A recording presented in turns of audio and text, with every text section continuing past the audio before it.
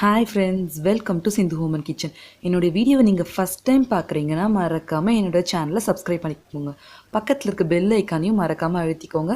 அப்போ தான் நான் போடுற வீடியோஸ் உங்களுக்கு கரெக்டாக வரும், நோட்டிஃபிகேஷன் உங்களுக்கு கிடைக்கும். என்னோடய வீடியோவை நீங்கள் மிஸ் பண்ணாமல் பார்க்கலாம். ஸோ மறக்காமல் சப்ஸ்கிரைப் பட்டன் பக்கத்தில் இருக்க பெல் ஐக்கானை கிளிக் பண்ணுங்கள்.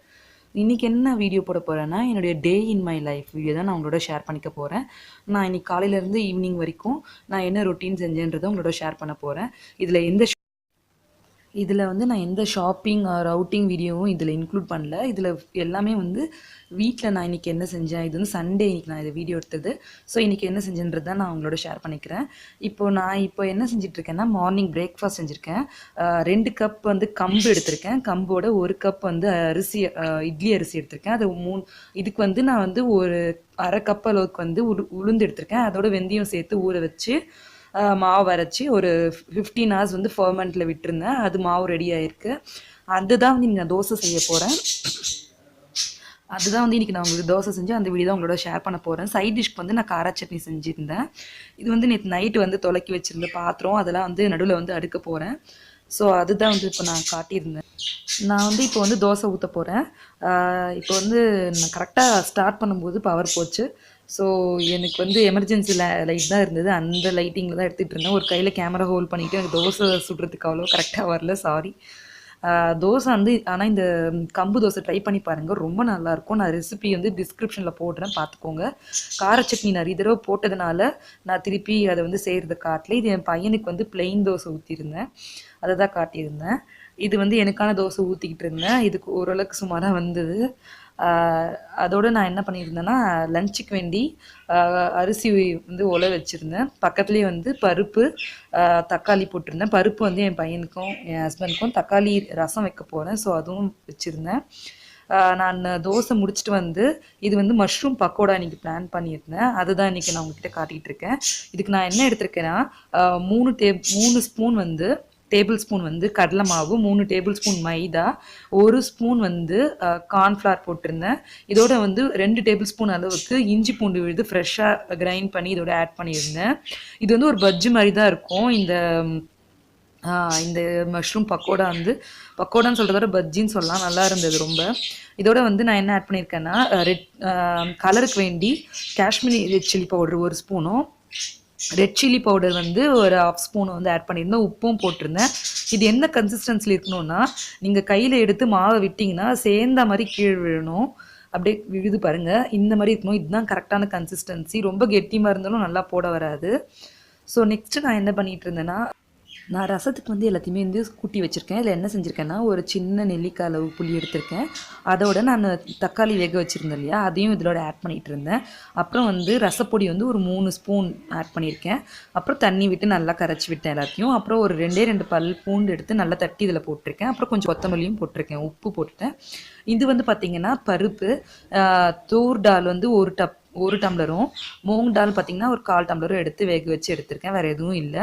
இது நாங்கள் தாளித்து இதில் கொட்டிடுவோம். என் பையனுக்கு மட்டும் தனியாக கொஞ்சம் எடுத்து வச்சுருக்கேன். இந்த சாதம் பார்த்திங்கன்னா, நம்ம சாதம் வடிக்கும் போது கீழே இருக்க சாதம் கொஞ்சம் நல்லா குழஞ்ச மாதிரி இருக்கும். அதை கையால் நல்லா பிசைஞ்சு வச்சுருக்கேன். இப்போ கடாய் வச்சுருக்கேன். இதில் தாளித்து ஒன்றுனா தாளித்து எடுக்க போகிறேன். இங்கே பார்த்தீங்கன்னா ஒரு 5-6 பல் பூண்டு எடுத்து சின்ன சின்னதாக ஃபைனாக கட் பண்ணி வச்சுருக்கேன். அப்புறம் கொஞ்சம் இஞ்சியும் கட் பண்ணி வச்சுருக்கேன். இது பருப்புக்கு இஞ்சி பூண்டு 2மே கட் பண்ணி போடுவேன். தயிர் தாளிக்கிறதுக்கு வெறும் இஞ்சி மட்டும்தான் போட போகிறேன். இப்போ பார்த்தீங்கன்னா கடாயில் எண்ணெய் விட்டு கடுகு, சீரகம், அப்புறம் இஞ்சி நல்லா வதக்கிட்டு அது நல்லா செவந்த பிறகு கொஞ்சம் கருவேப்பிலையும் போட்டு அடுப்பு ஆஃப் பண்ணிடணும்.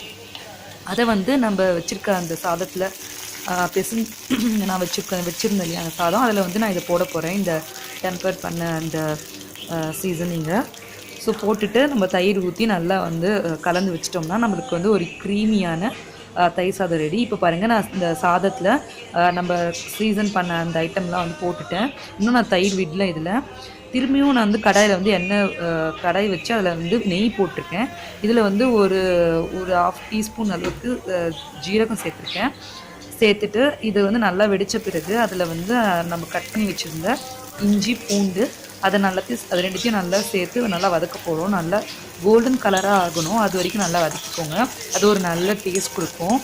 ஸோ அது வந்து மிஸ் பண்ணாதீங்க, இல்லைனா ஒரு மாதிரி ரா ஸ்மெல்லாக இருக்கும், அது நல்லா இருக்காது. ஸோ நல்லா வதக்குங்க. அது வந்து கலர் சேஞ்ச் ஆகணும், கோல்டன் கலர் ஆகிற வரைக்கும் அதை வதக்கிட்டு இருந்தேன். அதுக்கு நடுவில் நான் என்ன பண்ணேன்னா, தயிர் வந்து அதை வந்து சாதத்தில் வந்து தயிர் போட்டு அதையும் பிசைஞ்சு வச்சுருந்தேன். அதை காட்டுறேன் நான் உங்களுக்கு. இப்போ வந்து நல்லா வதக்கிட்டே இருந்தேன், ஏன்னா நம்ம கலர் நல்லா சேஞ்ச் ஆகணும் அப்படிங்கிறதுனால நான் அதுவும் வதக்கிட்டு இருந்தேன். நம்ம வந்து இதில் வந்து நான் நெய் வந்து ஒரே ஒரு ஸ்பூன் ஆட் பண்ணியிருக்கேன். உங்களுக்கு வேணும்னா நீங்கள் வந்து எண்ணெய் கூட விட்டுக்கலாம், பட் நெய் போட்டால் ரொம்ப நல்லாயிருக்கும். இப்போ வந்து நான் அதில் வந்து பெருங்காயம் ஆட் பண்ண போகிறேன். நான் வந்து எப்போவுமே கட்டி பெருங்காயம் தான் யூஸ் பண்ணுவேன். இந்த தடவை எனக்கு கிடைக்கல, அதனால் நான் வந்து தூள் பெருங்காயம் ஆச்சி பிராண்டது வந்து யூஸ் பண்ணிகிட்டு இருக்கேன். அது ரொம்ப வாசனை நல்லா இருக்குது, பட் இது வரைக்கும் நான் யூஸ் பண்ணதே கிடையாது. இதுதான் ஃபஸ்ட் டைம் நான் வந்து தூள் பெருங்காயம் யூஸ் பண்ணுறது. கட்டி பெருங்காயம் வந்து இன்னும் நல்லா ஃப்ரெக்னன்ஸாக இருக்கும். இப்போ தான் நான் ஃபஸ்ட் டைமாக வந்து தூள் பெருங்காயம் யூஸ் பண்ணுறேன், அதுவுமே நல்லாயிருக்கு. இப்போ பாருங்கள், நல்லா வந்து நான் சொன்ன மாதிரி கோல்டன் கலர் ஆகிடுச்சு.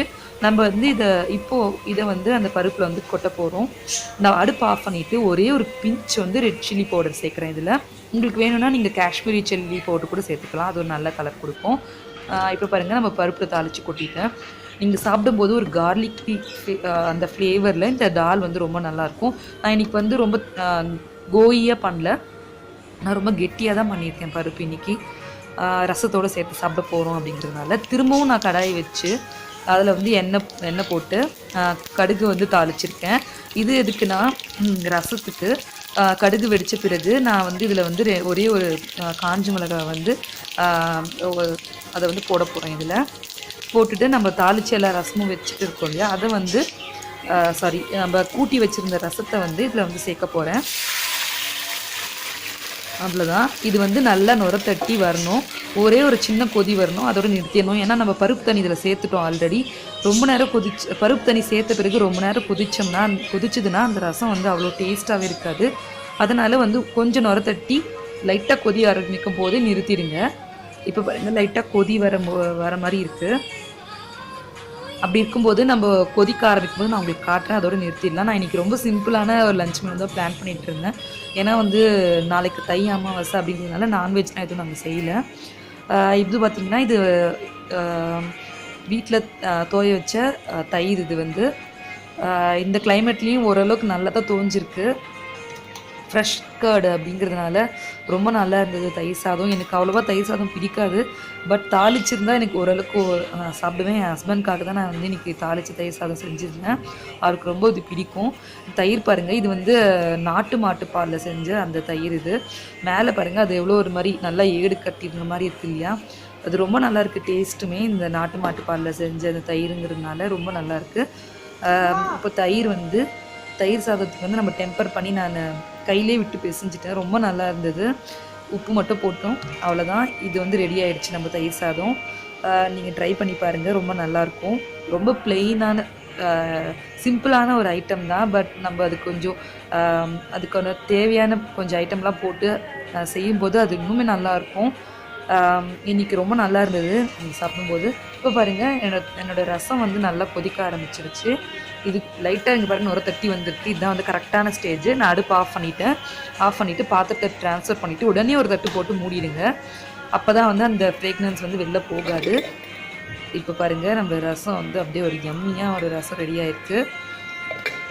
இது வந்து பருப்போடு செம்மையாக போகும். இப்போ பாருங்கள், இது வந்து பக்கோடாவுக்கு நான் சொன்னேன் இல்லையா, அதாவது பக்கோடா இல்லை பஜ்ஜின்னு கூட வச்சுக்கலாம். பஜ்ஜி மாதிரி தான் இருந்தது. அது அவுட் சைடில் நல்லா கிறிஸ்பியாக, உள்ளே ரொம்ப சாஃப்டாக அப்படி வந்தது. மஷ்ரூம் போட்டு ஒரு பஜ்ஜி நான் ரெடி பண்ணிகிட்ருக்கேன். நான் இதுக்கு முன்னாடி மஷ்ரூம் 65 மாதிரி சாப்பிட்ருக்கேன். இது வந்து சஞ்சீவ் கபூரோடைய சேனல்லேருந்து நான் பார்த்து எடுத்தேன், ரொம்ப நல்லா இருந்தது. இதை ஃபஸ்ட்டு டைம் ஏதாவது ரெசிபி ஷேர் பண்ணணும் அப்படிங்கிறதுக்காக இதுதான் நான் ஃபஸ்ட் டைம் ட்ரை பண்ணிட்டு இருந்தேன். ரொம்ப நல்லா வந்தது. நீங்களும் ட்ரை பண்ணி பார்த்துட்டு எப்படி இருந்ததுன்னு கமெண்ட்டில் சொல்லுங்கள், நான் ரொம்ப சந்தோஷமாக ஃபீல் பண்ணுவேன். நான் எப்போவுமே கொஞ்சமாக எண்ணெய் விட்டு தான் பொரிப்பேன். அதே எண்ணெயை திருப்பி வேறு இதுக்கு யூஸ் பண்ணுறதுக்கு எனக்கு அவ்வளோவா எனக்கு தோணாது. ஸோ அதனால் நான் எப்போவுமே கொஞ்சமாக எண்ணெய் விட்டு சிம்மில் வச்சு பொரிச்சா கொஞ்சம் டைம் எடுக்கும், பட் அது ரொம்ப நல்லதும் கூட. எப்போவுமே நான் மல்டி டாஸ்கிங் தான் பண்ணிகிட்டு இருந்தேன். இன்றைக்குமே நான் வந்து ஒரு பக்கம் பொரிச்சிட்டு இருந்தேன், இன்னொரு பக்கம் சிங்கில் கொஞ்சம் பாத்திரம் இருந்தது, அதையுமே தான் கழுவிக்கிட்டு இருந்தேன். ஸோ இந்த வேலையும் அதையும் சைமல்டேனியஸில் செஞ்சுட்டு இருந்தேன். அதுவுமே ரொம்ப நல்லா தான் இருந்தது. எப்போவுமே அது மாதிரி பொரிக்கிற வேலை தான் இருந்துச்சுன்னா பக்கத்துலேயே இன்னொரு வேலை செய்யுங்க, அது ரொம்ப ஈஸியாக இருக்கும். நம்ம எல்லா வேலையும் வந்து சீக்கிரமாக முடிச்சிடலாம். இப்போ வந்து நம்மளுடைய மஷ்ரூம் பஜ்ஜி வந்து ரெடி ஆகிட்டுருக்கு. அப்படியே ரொம்ப நல்லா கிறிஸ்பியாக இருந்தது. நான் வந்து ஒரு முக்கியமான ஐட்டம் மறந்துட்டேன். நான் வந்து கொஞ்சம் பேக்கிங் சோடா ஆட் பண்ணேன். அதை ஆட் பண்ணாலும் பெரிய வித்தியாசம் இருந்திருக்காதுன்னு நினைக்கிறேன். பட் எனக்கு ஏதோ தோணுச்சு, அதனால் கடைசி நிமிஷத்தில் ஒரு பிஞ்ச் பேக்கிங் சோடா தான் வந்து நான் அதில் ஆட் பண்ணியிருந்தேன். நான் சொன்ன மாதிரி பேரலாக வந்து நான் பாத்திரம் வந்து தேய்ச்சிக்கிட்டே இருந்தேன். அப்பயுமே இவ்வளோ பாத்திரம் இருந்தது எனக்கு. ஸோ இன்னொரு பக்கம் நான் வந்து பஜ்ஜி வந்து போட்டுக்கிட்டு இருந்தேன். இப்போ நம்மளுடைய பஜ்ஜி ரெடி ஆயிடுச்சு பாருங்கள். அப்படியே ஒரு நல்ல கோல்டன் கலரில், அவுட் சைட் ரொம்ப கிறிஸ்பியாக இருந்தது, உள்ளே வந்து அந்த சாஃப்டான அந்த மஷ்ரூம். ரச சாதத்தோட இந்த மஷ்ரூம் எப்படி இருக்குன்றது மட்டும் யோசிச்சு பாருங்கள். அவ்வளோ செம்மையாக இருந்துச்சு. வெஜிடேரியன்ஸ்க்கெலாம் இது ஒரு நல்ல ஆப்ஷனாக இருக்கும். நம்மளோட தயிர் சாதம், ரசம் ரெடி ஆயாச்சு, பருப்பும் ரெடி ஆயாச்சு. அதுதான் நான் வந்து உங்களுக்கு வந்து காட்டிக்கிட்டு இருக்கேன். நெக்ஸ்ட்டு வந்து பார்த்திங்கன்னா, நான் வந்து நேற்று சாதம் வந்து அங்கே இருக்குது, என் பையன் வந்து சாப்பிட்டான். ஸோ அவனுக்கு வந்து கொடுத்துட்ருந்தேன். இது வந்து நேற்று நான் வந்து கேரட் அல்வா செஞ்சேன். இதை ஏன் ஷூட் பண்ணல நான் ரொம்ப ஃபீல் பண்ணுறேன். ரொம்ப நல்லா வந்தது. இது வரைக்கும் நான் செஞ்ச கேரட் அல்வாலே இதுதான் பெஸ்ட்டு கேரட் அல்வா. அவ்வளோ மெல்ட் இன் மவுத் அப்படிங்கிற ரேஞ்சுக்கு தான் இருந்தது. இதை ஷூட் பண்ணாமல் விட்டது ரொம்ப தப்பு. நெக்ஸ்ட் டைம் சான்ஸ் கிடைக்கும்போது கண்டிப்பாக ஷூட் பண்ணி நான் உங்களுக்காக போடுறேன். அவ்வளோ நல்லா இருந்தது. அது வந்து நம்மளுடைய பஜ்ஜி, எல்லா பஜ்ஜியும் போட்டு முடிச்சிட்டேன். பாத்திரமும் தேய்ச்சி முடிச்சாச்சு. ஸோ இப்போ போய் சாப்பிட வேண்டியது தான். எல்லாமே ரெடியாக இருக்குது. ரொம்ப சிம்பிளான மெனு தான். பட் நம்ம எண்ணத்தோடு சேர்த்து சாப்பிட்றோன்றது வந்து ரொம்ப முக்கியமான விஷயம். இப்போ பார்த்திங்கன்னா டைம் வந்து 1 o'clock ஆயாச்சு. என் பையன் சாப்பிட்டு முடிச்சிட்டான். ஸோ நான் கொஞ்சம் ரெஸ்ட் எடுத்துகிட்டு அதுக்கப்புறமா தான் நான் வந்து சாப்பிட போகிறேன். நெக்ஸ்ட்டு வந்து பார்த்திங்கன்னா நான் சாப்பிட்டுட்டு உங்களுக்கு ஷேர் பண்ணுறேன். இப்போ டைம் பார்த்திங்கன்னா 3 o'clock ஆச்சு. நாங்கள் சாப்பிட்டுட்டு ஒரு 1 hour ஆயிடுச்சு. நான் அந்த டிவியில் கொஞ்சம் ஷோஸ்லாம் பார்த்துக்கிட்டு இருந்தேன். ஸோ ஏதாவது நிறைய வேலை இருக்குது, அதை செய்யணும் அப்படின்றதுக்காக வந்து எழுந்து வந்தேன். பாருங்கள், ஒரு பெரிய பேஸ்கெட் ஃபுல்லாக வந்து லாண்ட்ரி துவைச்ச துணிகள்லாம் இருக்குது. 2 நாளாக என் பையனுக்கு உடம்பு சரியில்லைன்றதுனால என்னால் அந்த துணியை வந்து மடிக்க முடியல. அதை தான் வந்து நான் இன்றைக்கி வந்து அடுத்த வேலையாக வந்து செய்யலாம் அப்படின்னு பிளான் பண்ணியிருக்கேன். நானே வந்து என்னை வந்து 30 minutes இதை வந்து சேலஞ்ச் பண்ணிக்கலாம் அப்படின்னு 30 minutes டைமர் வந்து செட் பண்ணிவிட்டு லாண்ட்ரி, அதாவது அந்த துவைச்ச துணியெல்லாம் வந்து ஃபோல்ட் பண்ணி வைக்கணும் அப்படின்றத பிளான் பண்ணிகிட்ருக்கேன். ஃபஸ்ட்டு நான் என்ன பண்ணேன்னா செப்பரேட் பண்ணிட்டேன். இது வந்துலாம் இந்த கிளாத்ஸில் இதெல்லாம் வந்து அயன் பண்ணுறதுக்கு போகிறது. நான் அயன் பண்ண மாட்டேன், நான் வெளியில் தான் கொடுத்து அயன் பண்ணுறேன். ஸோ இதெல்லாம் தனியாக எடுத்து ஜஸ்ட் ஃபோல்ட் பண்ணி உள்ளே வந்து ஒரு பேக் உள்ளே போட்டு வச்சுட்டேன், அவ்வளோதான். இது பார்த்திங்கன்னா என்னோடய துப்பட்டாஸ். இதை வந்து ஜஸ்ட் நான் வந்து ஹேங் பண்ணி வச்சுருவேன், இந்த மடிக்க தேவையில்லை. இதையுமே நான் வந்து வச்சுட்டு இருந்தேன். இப்போ பாருங்கள், நான் ஜஸ்ட் ஃபோல்ட் பண்ணி அந்த என்னென்ன அயன் பண்ணணுமோ அந்த கிளாத்ஸ் தனியாக எடுத்து வச்சுட்டேன். இந்த மாதிரி இவ்வளோ ஐட்டம், இவ்வளோ கிளாத்ஸ் போனோடனே அந்த ஸ்பேஸே கொஞ்சம் காலியாக இருந்த மாதிரி ஒரு ஃபீல் வந்துச்சு. பக்கத்தில் வந்து பார்த்திங்கன்னா யூடியூப்பில் வந்து கொஞ்சம் வீடியோஸ் பார்த்துக்கிட்டே தான் வந்து நான் வந்து துணியில் வந்து ஃபோல்ட் பண்ணிக்கிட்டு இருந்தேன். அதனால் நம்ம சீக்கிரமாக வந்து ஒரு டைம் போகிறதே தெரியாமல் போயிட்டு இருந்துச்சு. இப்போ பாருங்கள், ஆல்ரெடி 15 minutes முடிஞ்சிருச்சு. நான் வந்து என் பையனோடையதும் என் ஹஸ்பண்டோடையதும் கிளாத்ஸ் வந்து ஃபோல்ட் பண்ணி முடிச்சிட்டேன். இன்னும் வந்து பார்த்திங்கன்னா இப்போ பாருங்கள் 2 minutes தான் இருந்தது. இங்கே வந்து லாஸ்ட் வீக் அயன் பண்ணி வந்த கிளாத்ஸ்லாம் இங்கே இருக்குது. இதெல்லாமும் எடுத்து வைக்கணும். அதுவுமே எடுத்து வைக்கல. லாஸ்ட் 2 days என் பையனுக்கு உடம்பு சரியில்லைன்றதுனால அதுலேயே வந்து கான்சன்ட்ரேட் பண்ணிகிட்டு இருந்ததுனால எல்லா வேலையும் நின்றுச்சு. ஸோ நான் வந்து கிட்டத்தட்ட எல்லா கிளாத்ஸும் வந்து ஃபோல்ட் பண்ணி முடிச்சிட்டேன். கொஞ்சம் என்னோடய கிளாத்ஸ் இருந்தது, அதுதான் வந்து இப்போது ஃபோல்ட் பண்ணிக்கிட்டு இருந்தேன். இப்போ பாருங்கள் 33 seconds இருக்குது. நான் எல்லா கிளாத்ஸுமே வந்து ஃபோல்ட் பண்ணி முடிச்சிட்டேன். இந்த சேலஞ்ச் ரொம்ப எனக்கு பிடிச்சிருந்தது. ஏன்னா நான் சீக்கிரமாக இது வரைக்கும் இவ்வளோ சீக்கிரமாக பண்ண மாதிரி எனக்கு ஞாபகம் இல்லை. இவ்வளோ கிளாத்ஸையும் ஃபோல்ட் பண்ணி அழகாக முடிச்சிட்டேன். இப்போ வந்து எல்லா கிளாத்ஸையும் வந்து கொஞ்சம் நம்ம இந்த வீக்லி ஒன்ஸ் தான் நான் வந்து இதெல்லாம் கரெக்டாக ஆர்கனைஸ் பண்ணி வைப்பேன். அதையும் முடிச்சிட்டேன். இப்போ டைம் பார்த்தீங்கன்னா 4:30 ஆச்சு, டீ டைம்.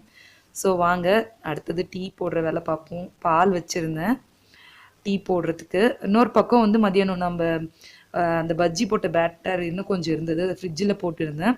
அதில் வந்து ஈவினிங் ஸ்நாக்ஸ்க்கு ஹஸ்பண்ட்க்கு வந்து வெங்காய பஜ்ஜின்னா ரொம்ப பிடிக்கும். ஸோ அதை பண்ணலாம் அப்படின்றதுக்காக ஆனியனை வந்து ரொம்ப தின் ஸ்லைஸஸ் தான் வந்து கட் பண்ணியிருந்தேன். இந்த கத்தி வச்சு தாங்க பண்ணேன், வேறு எந்த டூலும் இல்லை. இந்த கத்தி வச்சு தான் தின் ஸ்லைஸாக வந்து கட் பண்ணியிருந்தேன்.